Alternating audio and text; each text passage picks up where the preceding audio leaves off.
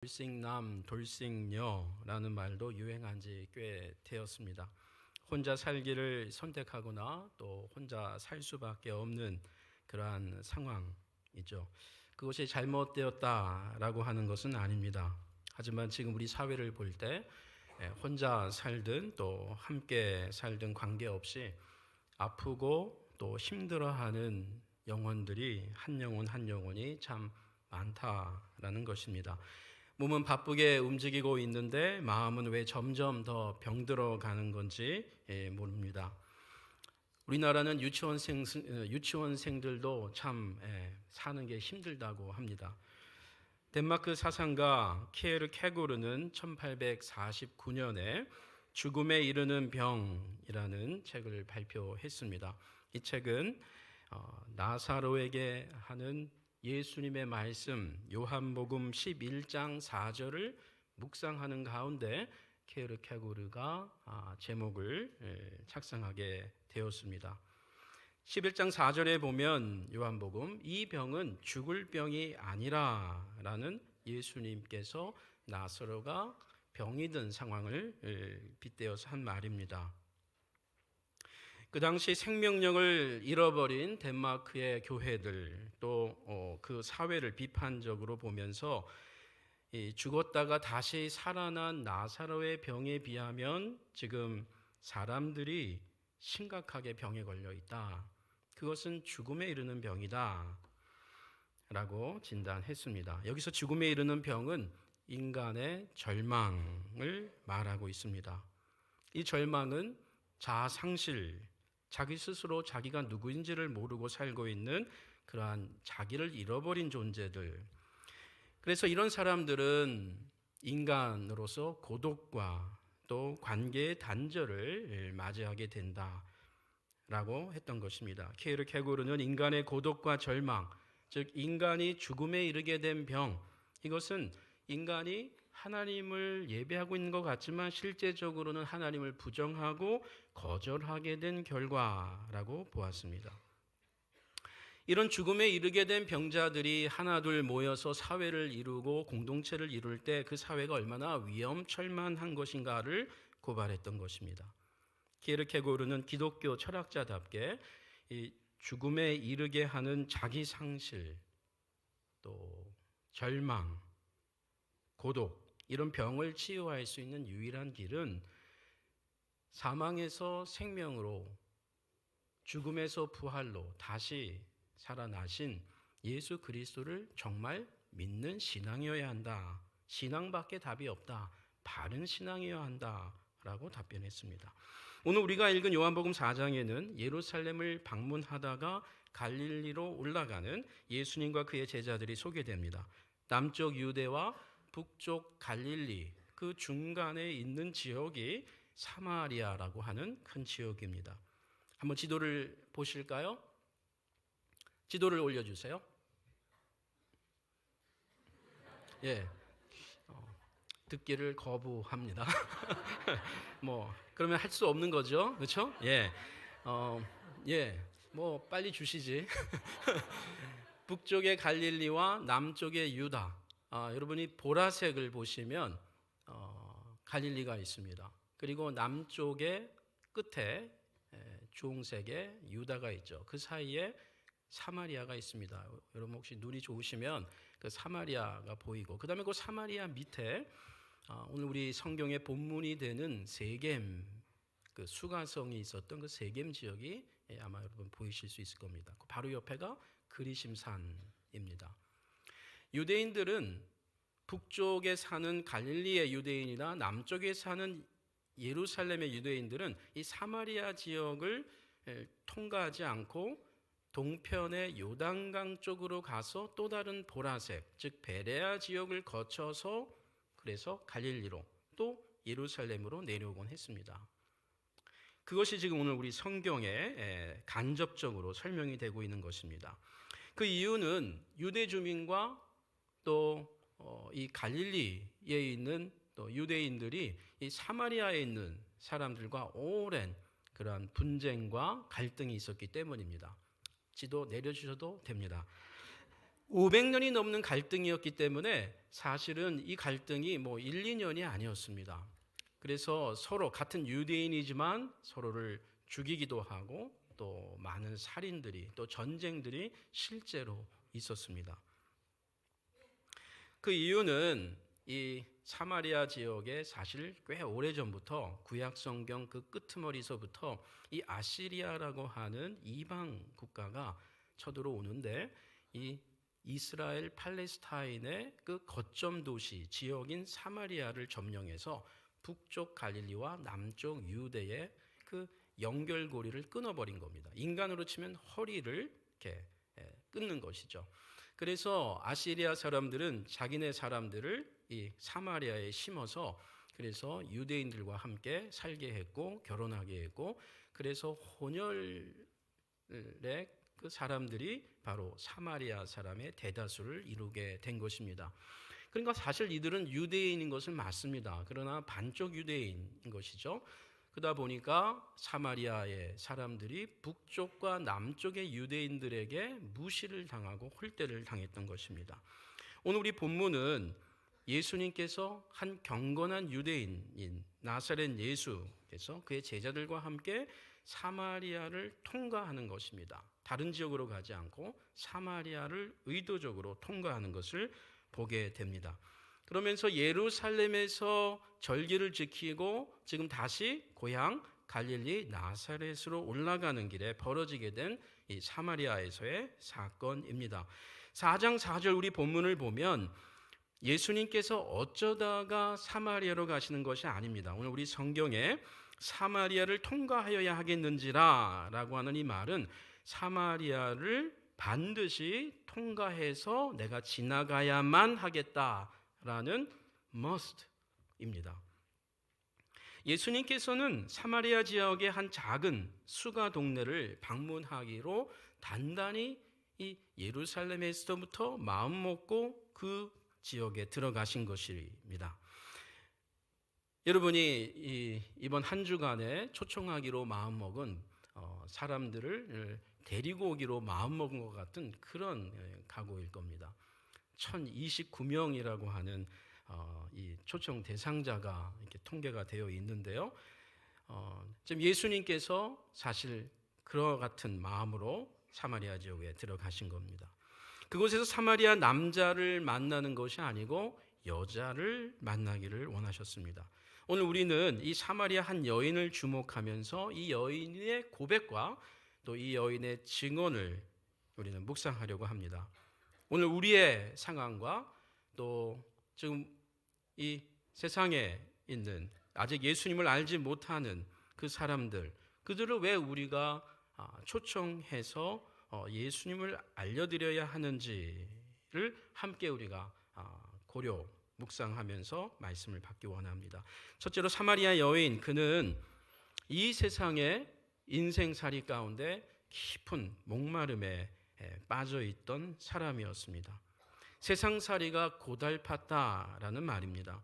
말씀드린 대로 이 여인은 유대인들이 혐오하는 사마리아 지역에 살고 있었습니다. 7절에 사마리아 여자 한 사람이라고 소개가 시작이 됩니다. 오늘 이 요한복음 4장에만 사마리아라는 말이 13번이나 언급이 됩니다. 오늘 우리가 성경을 읽을 때에는 그냥 이스라엘의 한 지역을 말하는 것이다 이렇게 얘기할 수가 있겠지만 사실 그 시대에 이 성경을 볼 때에는 혐오스러운, 입에 꺼내고도 싶지 않은 그 지역이 13번이나 무려 한 장에서 반복적으로 나오고 있다는 말입니다. 그 당시 유대 나라 전 지역이 로마 식민지였기 때문에 사실 모든 유대인들의 삶은 고달팠습니다. 사마리아 주민들은 동족 유대인들에게도 차별을 받았기 때문에 그들의 삶은 더더욱 텁텁했을 겁니다. 더군다나 여기 사마리아 사람은 남자가 아니고 여자입니다. 1세기 그리스 로마 문화와 또 유대 문화 가운데 그 당시의 여성들은 생활 자체가 힘겨웠습니다. 그 당시 딸이나 아내는 재산으로도 취급이 되어서 한 유대인 남자가 가게가 어려워지면 딸을 팔아 넘길 수도 있었습니다. 그리고 심한 경우는 아내도 버릴 수가 있었습니다. 노예와 같은 삶을 살고 있었기 때문에 인권을 찾아볼 수가 없었던 1세기의 여인인데요. 그 중에서도 사마리아 여인이라는 것입니다. 17절과 18절을 볼 때 사마리아 여인은 6번이나 다른 남자들과 동거하면서 살았던 경력 아닌 경력을 갖고 있습니다. 그 당시 고대 근동 문화에서 여자가 남자에게 이혼을 요구할 수 없었던 문화를 감안하면 사마리아 여인은 그 이혼 사유를 떠나서 과거 5 남자들에게 버림받은 자아 상실의 절망과 상처가 깊은 여인이었습니다. 이 여인은 지금 함께 살고 있는 6번째 남편, 이 남자에게 또 언제 버림받을지 모를 것이라고 하는 그런 불안함과 그런 답답한 가운데 하루하루 살고 있었을 겁니다. 말 그대로 상처투성이 여인입니다. 마음을 다잡고 다시 살아보려고 치면 얼마 지나지 않아 또 실패하고 쓰러져서 지금 6번째 남자와 살고 있는 여인입니다. 그래서 이제는 사람 만나는 것 자체가 두려워진 사람입니다.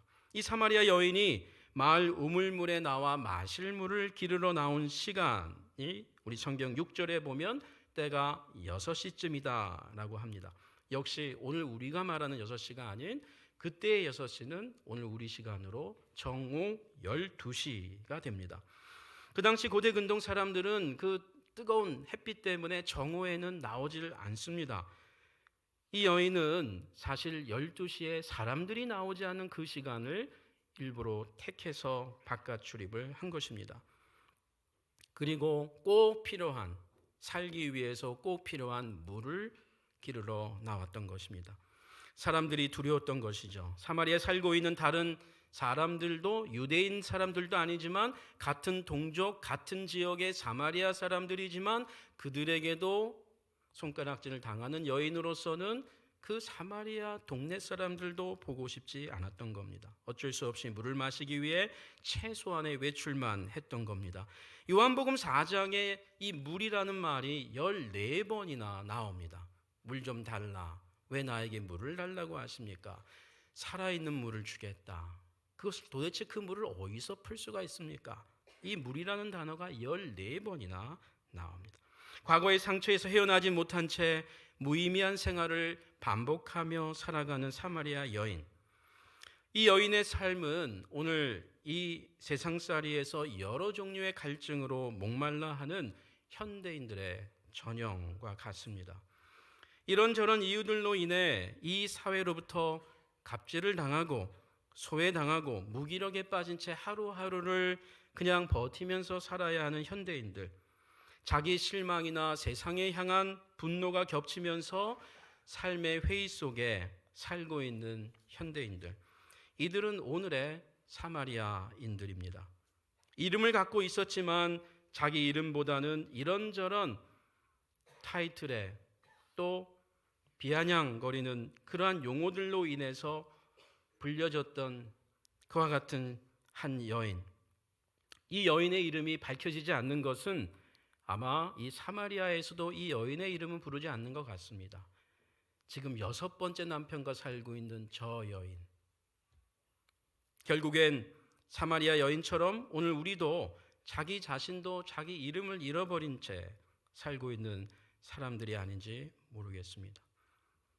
이 사마리아 여인은 어떤 여인입니까? 두 번째로 이 여인은 이 세상살이의 이 어려움 속에서, 답답함 속에서, 그래서 인생의 목마름 속에서 살고 있었던 이 여인은 이 헤어날 수 없을 것이라고 생각했던 그 인생의 목마름에서 탈출한 여인인 것을 보게 됩니다.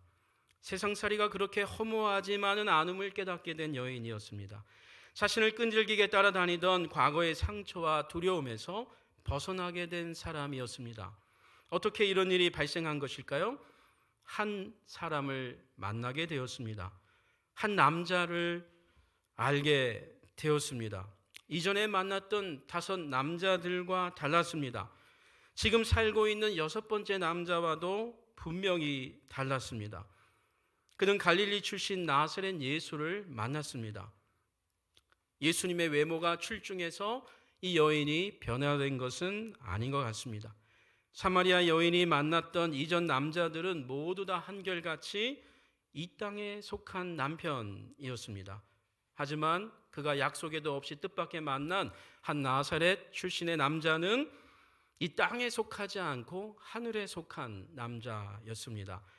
우리 성경 요한복음 8장 23절에 예수께서 이르시되 너희는 아래서 났고 이 땅에서 났고 나는 위에서 하늘에서 났으며 너희는 이 세상에 속하였고 나는 이 세상에 속하지 아니하였느니라.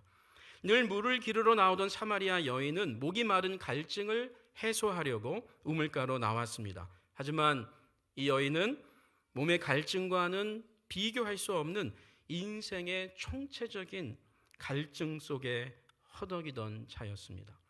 이것을 알고 계신 예수님께서 이 여인에게 다가간 것입니다. 먼저 다가갔습니다. 그리고 먼저 말을 걸었습니다. 4장 7절입니다. 사마리아 여자 한 사람이 물을 기르러 왔음에 예수께서 물을 좀 달라 하시니 세상살이의 갈증에 빠진 인생은 자기 자신에게 먼저 다가오시는 하나님의 음성을 들을 줄 알아야 합니다. 문 밖에 서서 다시 시작할 수 있다고 하면서 우리 인생 가운데 한 걸음 더 들어오기 원하시는 그 예수님의 손을 잡으셔야 합니다. 요한계시록 3장에 볼지어다 내가 문 밖에 서서 두드리노니, 여기서 나는 예수입니다. 누구든지 내 음성을 듣고 문을 열면, 인생의 문을 다시 열어 젖히면 내가 그에게로 들어가 그와 더불어 먹고 그는 나와 더불어 먹으리라. 무엇보다 예수님께서 주시는 생수를 우리가 마셔야 되겠습니다. 그냥 물이 아닌 살아있는 물이라고 합니다. 4장 14절입니다. 내가 주는 물을 마시는 자는 영원히 목마르지 아니하리니 내가 주는 물은 그 속에서 영생, 그냥 생명만이 아니라 영원한 생명, 영생하도록 솟아나는 샘물이 되리라. 예수님께서는 사마리아 여인의 이 육신의 목마름뿐 아니라 이 영혼의 갈증, 이 상처들을 치유하는 생수를 주시겠다고 약속하십니다. 이런 인생의 치유자를 만났을 때 사마리아 여인에게 무슨 일이 벌어진지 아십니까? 오늘 우리 성경도 압축되어 있는데요. 계속 대화하면서 이 여인이 이상하게 이 나사렛에서 온 이 예수와 이야기를 더 의미 있게 하고 싶었습니다. 하게 됩니다. 자신의 이름도 모르고 다가온 한 남자였습니다. 그런데 사마리아 남자가 아니고 여인이 아니다 보니까 내 과거를 몰라서 이렇게 말을 건네는구나. 누가 나에게 그동안 말을 걸어왔을까 해서 나사렛 예수가 이 사마리아 출신이 아니다 보니까 내가 누군지 모르는구나 생각을 했던 것 같습니다. 그러나 이야기를 하는 과정 속에 이상하게 자기 속에 있는 비밀들을 이야기하는 용기가 생겼습니다. 사마리아를 다시 떠날 남자라고 생각했기 때문에 그랬는지는 모르겠습니다만 그는 이상한 용기가 생기면서 고백을 정직하게 합니다. 4장 16절 이하입니다. 예수께서 이르시되 가서 내 남편을 불러오라. 이 여인의 가장 감추고 싶었던 내용이 갑자기 터져 나옵니다. 여자가 대답하여 이르되, 고민했겠죠. 고민했겠습니다. 그리고 그는 깊은 성찰 가운데, 고민 가운데 저는 남편이 없습니다 라고 답변했습니다. 결혼한 여자가 남편이 없다라고 하는 것은 매우 불경한 이야기입니다. 그 시대에 남편이 있는데도 남편이 없다고 하는 것은 그냥 거짓말하는 정도가 아닙니다. 근데 이 여인은 사실 진짜로 얘기한 겁니다. 왜요? 지금 남자도 내 남편이라고 생각하지 않는 거죠. 이전에 남편이라고 알고 살았던 그 5사람의 남편들도 남편이 아니었던 겁니다. 결과적으로 사실 진솔하게 얘기한 겁니다. 저는 남편이 없습니다.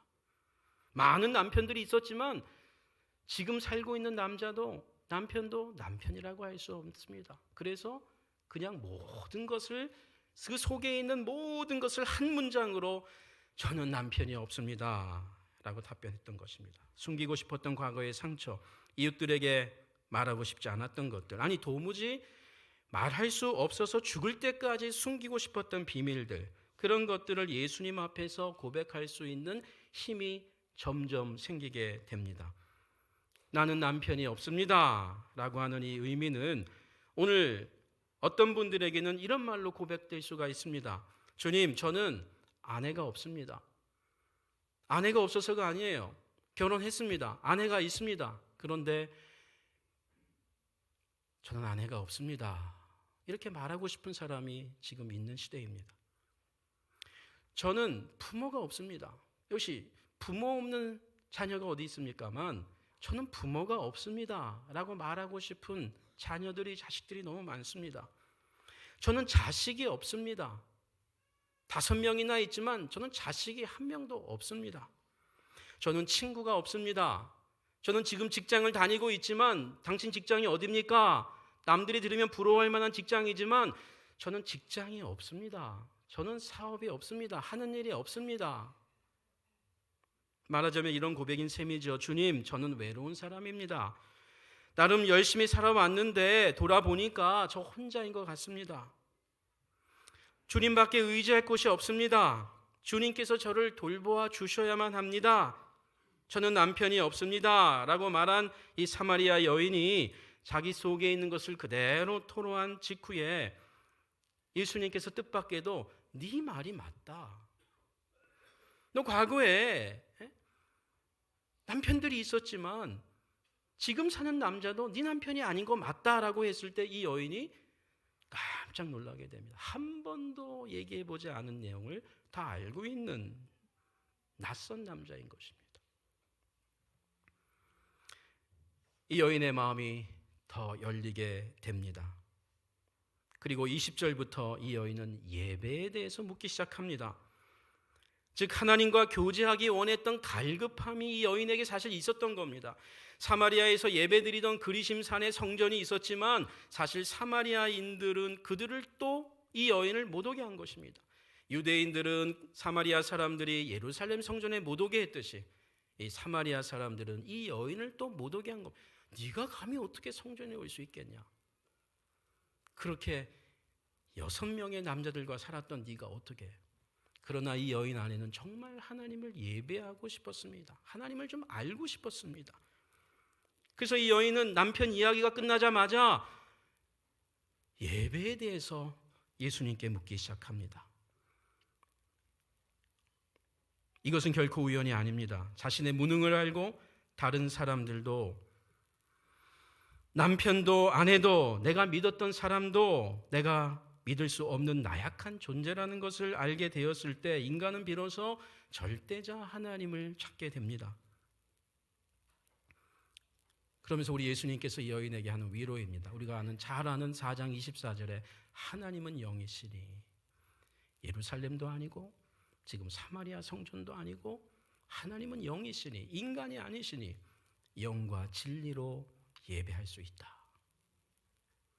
그 하나님과 하나님의 아들 예수 그리스도를 진정으로 만나게 될 때 우리는 그분 앞에 겸손 정직하게 됩니다. 진실을 말하지 아니할 수가 없는 그분을 대면하게 되는 것입니다. 하나님, 저는 죄인입니다 라는 고백은 아무 생각 없이 그냥 립 서비스로 하는 그러한 차원의 아닙니다. 누가요? 자신의 연약을 뼈저리게 알고 주위에 나를 도울 수 있는 사람이 없다라는 걸 알게 되었을 때 하나님 앞에서 단독자로 서서 주님만이 저를 도와주셔야 합니다. 저는 죄인입니다.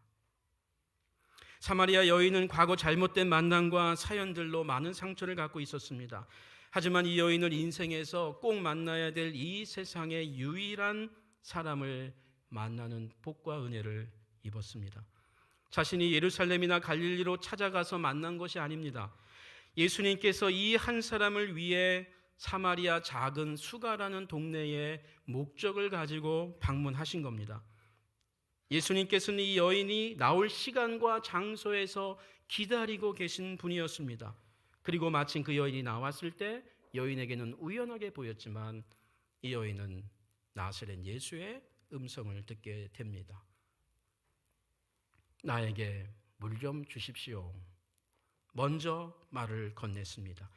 여인이 나사렛 예수를 만나게 된 것은 피할 수가 없는 일이었습니다. 불가항력적이었습니다. 낯설게 찾아온 갈릴리 출신 예수와 대화하면서 여인은 이 남자가 그저 나사렛 출신의 남자가 아닌 것을 점점 더 알게 됩니다. 요한복음 4장에서 가장 의미 있는 백미에 해당하는 내용입니다. 이 여인이 점점 예수를 알아나가게 됩니다. 9절에서 처음에 남자로 알고 있다가 점점 사마리아 남자가 아닌 유대인 갈릴리 출신의 남자구나를 알고 있다가 19절에 가면 선지자라는 말을 하게 되고요. 29절에 가면 마침내 메시아 그리스도, 42절에 가면 세상의 구주라는 말을 다른 사마리아 사람들과 함께 고백하고 선언합니다. 나사렛 예수를 점점 더 알게 되면서 이 여인은 자신을 올가매던 과거의 족쇄에서 하나둘 점점 풀리게 되는 것입니다. 요한복음 8장 32절과 36절에서 예수께서 이르시되 진리를 알지니 진리가 너희를 자유케 하리라. 그러므로 아들이 너희를 자유케 하면 너희가 인생의 모든 족쇄에서부터 사슬에서부터 자유하게 된다라는 선언을 하십니다. 사마리아 여인의 거친 생각과 불안한 눈빛, 그걸 지켜보는 사람들, 웃고 있는 분들은 임재범의 너를 위해를 잘하는 분들입니다. 이 사마리아 여인의 거친 생각, 불안한 눈빛, 그리고 그녀를 바라보는 사람들의 눈초리, 이것은 또한 인생의 여러 목마름을 만나 비틀거리고 있는 오늘 현대인들의 모습입니다. 사람들은 저마다 인생의 물들을 찾아 헤매고 있습니다. 어떤 이는 세상이 요구하는 스펙의 물에 풍덩 빠져서 헤어나오질 못합니다. 어떤 사람은 타인의 시선이나 인정이라는 물을 매일매일 마시지 않으면 살지 못하는 사람이 있습니다. 저 사람이 나를 어떻게 생각할까? 이런 분들은 오해도 많습니다. 그냥 한번 쳐다봤는데 굉장히 나를 이상하게 쳐다본 것으로 알고 화풀이를 합니다. 자격지심이죠. 피해 의식이죠. 어떤 사람은 이 세상의 출세의 물을, 남편 뒷바라지의 물을, 자녀 교육의 물을 목숨을 걸며 마십니다. 어떤 사람은 조금 더 내지 한 번 더라는 물에 중독되어 부족하지도 않은데 만족하지 못하는 질병 아닌 질병에 빠져 사는 사람들도 있습니다. 부자나 대기업 총수들 가운데는 이런 목마름의 병에 걸린 사람들이 의외로 많은 것 같습니다. 이런 수고가 때론 인생의 갈증을 해결해 주는 것 같지만 그 순간이 지나면 또 다른 갈증에 빠지게 됩니다. 하지만 사람들은 그야말로 꼭 마셔야 할 물을 마셔야만 합니다. 예수님께서 주시는 물을 마시는 자말이 우리 인생의 목마름으로부터 해결된다는 진리와 복음을 믿으시기 바랍니다. 이것을 우리가 먼저 체험을 해야 합니다. 그럴 때 우리가 이 물을 나눌 수가 있습니다. 마지막으로 예수님을 만나 인생의 생수를 마시게 된 이 사마리아 여인은 어떤 사람입니까? 갑자기 새롭게 살아야 할 이유를 소유하게 된 여인입니다. 내가 왜 살아야 하는지에 아무 이유와 가치를 몰라서 늘 그저 하루하루 살았던 한 인생에 목말랐던 여인이 세상살이에서 빠져나오지 못했던 한 여인이 내가 왜 살아야 할지가 갑작스럽게 몇 년 공부해서 좋은 대학에 들어가서 생긴 것이 아니고 갑작스럽게 이 여인에게 임했습니다. 그리고 이 여인은 변화가 되었습니다. 자신의 캄캄한 동굴에서 나와 버렸습니다. 피해 의식 속에 사람들을 멀리하며 살았던 이 여인이 마을 사람들을 먼저 만나게 됩니다. 불러냅니다. 그리고 먼저 다가간 말을 건네는 사람으로 변화되었습니다. 4장 28절입니다.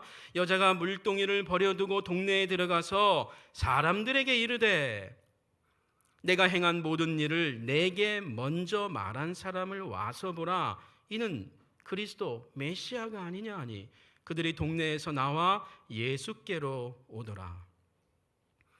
4장 39절입니다.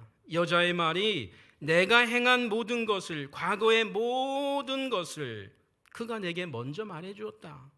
나의 숨기고 싶은 것들을 먼저 그가 다 알고 있었다. 그리고 먼저 이야기를 꺼내셨다 하고 증언하면서 그는 메시아입니다 라고 선포했을 때 동네 중에 많은 사마리아인들이 예수를 믿게 되었다라고 합니다.